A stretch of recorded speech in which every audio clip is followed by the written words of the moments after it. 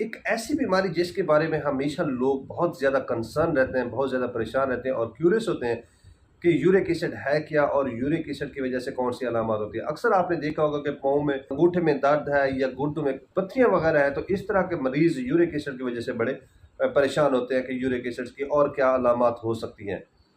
बिस्मिल्लाहिर्रहमानिर्रहीम, अस्सलाम वालेकुम। मेरा नाम डॉक्टर मलिक मंजूर हसैन है और मैं महरे अमराज़ हड्डी जोड़ हूँ। हमारे यहाँ काफ़ी सारे मरीज़ इस तरह के आते हैं जिनको यूरिक एसिड्स का प्रॉब्लम होता है और वो परेशान होते हैं कि यूरिक एसिड की वजह से कौन-कौन से प्रॉब्लम्स हो सकते हैं। वो हमेशा क्यूरियस होते हैं।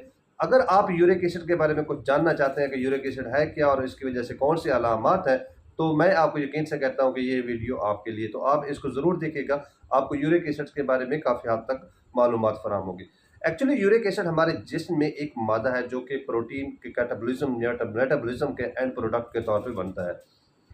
नॉर्मली ख़वातीन में ये 6 मिलीग्राम पर डेसीलीटर तक होता है और मर्दों में इसके जो है रेंज वो 7.5 तक या 7 तक अप्रॉक्सीमेटली हम कहते हैं कि 7 मिलीग्राम पर डेसीलीटर तक यूरिक एसिड का होना ज़रूरी है।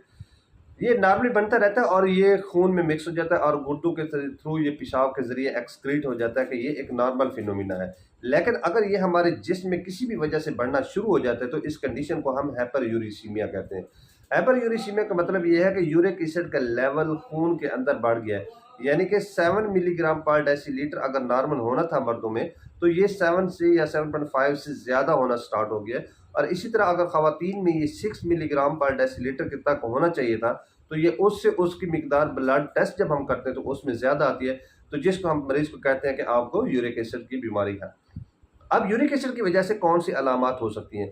यूरिक एसिड जब हमारे जिस्म में खून में अंदर दाखिल होता है और इसका लेवल इंक्रीज करना स्टार्ट हो जाता है, तो ये सर्कुलेट करता है ब्लड। जैसे ब्लड सर्कुलेट करता है कि अब यहाँ तक यूरिक एसिड अगर किसी जोड़ में जाके इसके क्रिस्टल डिपॉजिट होना स्टार्ट हो जाते हैं, तो सबसे ज़्यादा जो जोड़ में क्रिस्टल डिपॉजिट्स होते हैं वो हमारे पाँव के बड़े अंगूठे में स्टार्ट होते हैं, यानी कि बिग टो में होते हैं वहाँ पे। और वहाँ पे जाकर ये डिपॉजिट होना स्टार्ट हो जाते हैं तो वहाँ पे इन्फ्लेमेशन करना स्टार्ट कर देते हैं, जिसकी वजह से वहाँ पे सोजिश, वहाँ पे रेडनेस आना स्टार्ट हो जाती है, वहाँ पे पेन होता है और टेंडरनेस होती है और इतना होती है कि हाथ लगाते हुए उसको दर्द की शिद्दत बहुत ज़्यादा महसूस और बहुत ही रैपिडली ये प्रोसेस स्टार्ट होता है। और इस कंडीशंस को हम अगर हो तो ये हम गाउट करते हैं। क्या सिर्फ गाउट एक सिर्फ अंगूठे में दर्द होने को हम कह सकते हैं या किसी और जोड़ में भी इसके अलामत हो सकती हैं? किसी भी लार्ज जॉइंट में, सिंगल लार्ज जॉइंट में भी गाउट हो सकता है। इसके अलावा जो गाउट मस्कुलोस्केलेटल सिस्टम में ये पट्टों की खिंचाव और पट्टों की थकावट, फटीग भी करवा सकता है और बाज़ औक़ात मसल्स की वीकनेस भी करवा सकता है। और काफ़ी हद तक मरीज़ कुछ ऐसे भी होते हैं जिनकी वजह से हाइपरयूरिसीमिया की वजह से, लेवल बढ़ जाने की वजह से ये क्रिस्टल्स किडनी में जाके डिपॉज़िट होना स्टार्ट हो जाते हैं। अगर तो ये क्रिस्टल किडनी में डिपॉज़िट होना स्टार्ट हो जाते हैं तो ये वहाँ पे किडनी स्टोन बनाते हैं। अब वो मरीज़ हमेशा दर्द के साथ, गुर्दों में दर्द के साथ, पेशाब के इन्फेक्शन के साथ, फ़ीवर के साथ, रिकरेंट यूटीआई, पेशाब करने में उनको प्रॉब्लम है, पेशाब की दिक्कत है, पेशाब में से स्मेल आ रही है या इवन के पीपा है या पेशाब की रुकावट होना स्टार्ट हो गई है, तो ये इस तरह की कंडीशंस में सारे यूरिक एसिड्स के पेशेंट्स हमारे पास आते हैं। अब ये सबसे अहम चीज़ समझने की ये है कि इस तरह के अगर पेशेंट्स हो तो उनको क्या करना चाहिए। सबसे पहले तो आपको ये चीज़ समझना चाहिए कि हर हाइपरयूरिसीमिया यानी कि यूरिक एसिड का लेवल अगर जिस्म में ज़्यादा है, तो ज़रूरी नहीं है कि सारी की सारी अलामत उस मरीज़ में ही हो। यानी कि जोड़ों का दर्द भी हो, पट्टों का खिंचाव भी हो, पट्टों में दर्द भी हो, पट्टों की कमज़ोरी भी हो, गुर्दों में पथरियाँ भी हों, गुर्दों का इन्फेक्शन भी हो, ये कोई भी ज़रूरी नहीं है कि हाइपरयूरिसीमिया अगर है, तो बाज़ औक़ात हाइपरयूरिसीमिया स्टेज में रहते हुए भी पेशेंट एसिम्प्टोमेटिक रहता है कि उसको कोई भी मसला नहीं होता और बाज़ औक़ात के सिंगल अगर लेवल थोड़ा-सा भी ज़्यादा होता है, उसको कोई ना कोई मसला स्टार्ट हो जाता है। तो सबसे पहले आप अपना यूरिक एसिड लेवल चेक करवाएँ और चेक करवाने के बाद आप अपने डॉक्टर से कंसल्ट करें। आया कि आपको जो भी अलामत हो रही हैं, आया कि it's due to uric acid, क्या यूरिक एसिड की वजह से है या नहीं?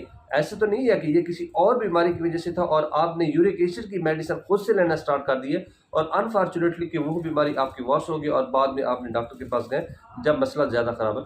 तो सबसे पहले कि सेल्फ मेडिकेशन नहीं लेनी, आपने यूरिक एसिड लेवल चेक करवाएँ और चेक करवाने के बाद अपने डॉक्टर को चेक करवाएँ जो इस चीज़ में स्पेशलिस्ट हो और वो इस चीज़ को नोटिस करेगा, वो एग्ज़ामिन करेगा आया कि आपके अंदर जो भी अलामत आ रही हैं कि ये यूरिक एसिड की वजह से हो भी सकती हैं या किसी और अंडरलाइन कॉज़ की वजह से है।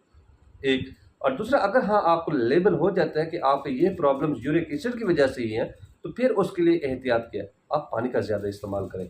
आप प्रोटीन या प्यूरिन रिच डाइट्स जो होती हैं और या फ्रक्टोज रिच डाइट्स होती हैं, जैसे ये बर्गर हो गया, शवारमा हो गया, ये जो फास्ट फूड है ये फ्रक्टोज रिच डाइट्स थी, ये आप मशरूब जितनी है ये और जितने शरबत है मीठा, ये आप लेना बिल्कुल स्टॉप कर दें। पानी का ज़्यादा इस्तेमाल करें। प्रोटीन रिच डाइट्स जैसे गोश्त है, रेड मीट है, अंडा है, दालें हैं, ये चीज़ें आप लेना कम कर दें। आपने क्या चीज़ें ज़्यादा लेनी है, आपने विटामिन सी रिच डाइट्स लेनी है या फाइबर रिच डाइट्स लेनी है, जैसे माल्टा है या इस तरह के जो फ्रूट्स हैं वो आपने लेने हैं, जिनकी वजह से कि आपको यूरिक एसिड के लेवल को कम करने में आपको आसानी होगी।